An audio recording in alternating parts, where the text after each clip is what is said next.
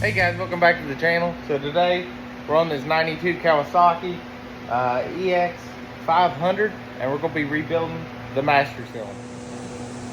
So the first thing we're going to do is just get a Phillips and take his cap off and make sure that all the fluid has been drained out of or seeped out of it or anything. Just make it not as messy as a job taking it off. All right, as you can see, it's pretty well dry, a lot of dirt in it, so we're going to do a good cleaning of it. But the next thing we're going to do is we're probably going to go ahead and grab an Allen key and go ahead and get it disconnected from the handlebar. All right, so that took a number 5 Allen, and that took these two off here. And then I went ahead and unplugged the 2 wires that go on the underside on the brake switch. Those guys are right there, and you can see the brake switch under there. Now the next part to get this fully removed is remove his brake line, which is going to be a 12 millimeter.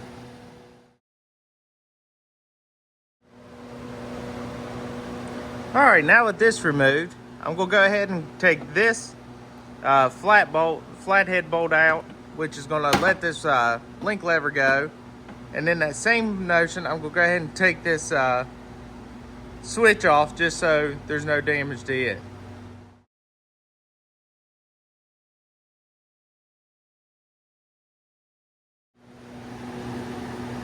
All right, with all that off, you can kind of see down inside there maybe, but the piston is collapsed all the way in.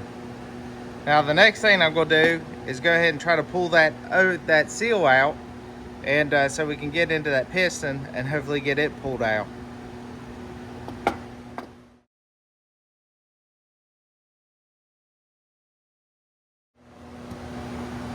All right, so the seal I got it pulled out. Of course, this one's so good it ripped because it's so corroded in there. But what it does is it just presses down in and goes around the piston. That's the sleeve part. And then the outside obviously just sits down inside of there on top of that snap ring. You can see that snap ring down inside there. Now this baby's frozen solid. I went ahead and cleaned her out a little bit, but I'm gonna grab my snap ring pliers and go ahead and get that O-ring out of there. All right, so I don't have any brake-free fluid, and I don't want to tear up that piston by trying to pull on the pliers too much.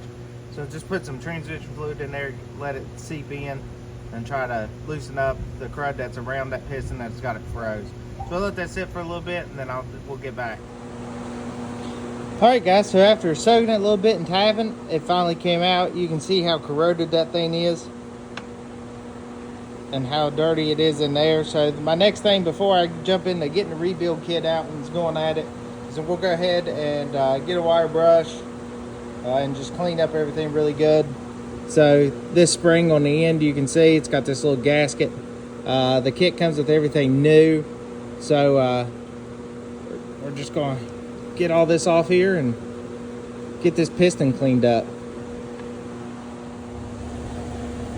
All right, so I got the piston all cleaned up. A lot of the coating had came off and gummed up. So I made sure I went through and cleaned it really well and polished it. Just basically wiped that guy down, and then of course went inside here and cleaned and polished. I just used a 600 grit Scotch Brite pad on everything, and just a hand wire brush. Went through and cleaned it up. Now there's all our old components, and here's the new kit that is from All Balls Racing. This is the one that showed for mine, and looks like it comes with a new snap ring and some gaskets, but let's get it open and see what it's about. All right, everything comes nice and individually packaged. So there's our snap ring, our brake line coppers, a brand new spring, 2 new screws for the top. There's our 2 gaskets, and then there's our top gasket plunger. So everything matches from just eyeballing it. So now let's go ahead and start getting this back together. So with our piston in hand, you can see the small diameter up top and the large diameter at the bottom where these 2 gaskets will go. So the 17103 is your top, 17104 is your middle, and remember that both of those, how they basically taper in is going to go towards the front because this piston obviously pushes in and out like so, and that's also the way we took them off. So I'm going to go ahead and get those snaked on there. All right guys, so stretch those gaskets over there just like how they came off. The little one up top here and the big one at the bottom. Of course, they're both pointed towards the pumping direction. So pointed out, as you can see on the tapered. Now we'll go ahead and we'll slide these, put the new spring on this end. Of course, the small end went to the small end here, like so. We'll go ahead and slide that back in and get that snap ring in it. All right, got the snap ring back in. I just push this down and then run your snap ring down in and just push it down and get it click all around. So you can see the actuation seems pretty good. Let's, one way to check is you can hold your finger over the top of this and see if you're getting any suction through it. You should just feel a little bit, but just do the check here. Seems like it just by holding the camera and doing it. But now the next step is this guy here. So you remember the groove on top of the piston? That's where this goes down in. So in the end, this is actually pushed through, but it'll be inside, this will be folded inside out, and it'll be on top of that plunger. Let me show you what I mean. All right, so you can see I got it tucked down into that chamfer.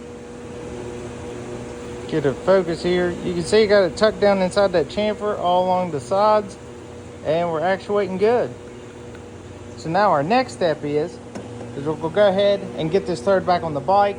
So the first thing we need to do is go ahead and put that brake switch back on. All right, got the brake switch on there and the 2 wires back on. We'll go ahead, turn this baby back around. Let's go ahead and get these this clamp mounted back on. All right, the next thing, we got our banjo bolt. We got our new copper fitting there, and we'll throw the new copper washer here, one-handed. And then we'll go ahead and put that in. Now remember your line, well, your line stays at this side because that's your stop for your brake line as you're tightening. All right, now that I got the line on, I'm gonna go ahead and come down here and I've cracked this loose. So basically what I'm gonna do is just let that be vented as I put the fluid in to the top. And of course, just put some DOT4, that's what it calls for. So I'm gonna go ahead and fill that reservoir up and then we'll put the handle on. All right, now we got the handle tightened on, that bolt in. We'll go ahead and give her some squeezes. You can see the air bubbles in there. Everything seems to be actuating fine. So now what I'm gonna do is I'm just gonna keep pumping this until I've ran probably enough 2 master cylinders full, just to make sure I flushed out all the line. But there you can see the air coming up really nicely. So I'm just gonna sit here and pump this until, like I said, I've ran both master cylinders down, 2 down, and that'll make sure there's no old residual fluid in the line. All right guys, so tighten that up down there, come back up here, and then I just squeeze it easy, and we got a real nice brake. Because you don't squeeze too hard, you see it's don't have any air in it, it's pumping straight fluid, and it's got a nice brake handle. So what I'm going to do now is go get some cleaning wipes, clean up this gasket, clean up the top, make sure there's no dirt in it, and put the new bolts on we got. All right guys, new bolts are in, she's sealed up, no leaks, looking good. So if you guys enjoyed that video, I hope it helped out. If you would, please hit that subscribe button and follow me on Instagram at MustangJackson67. But until next time, let's keep building.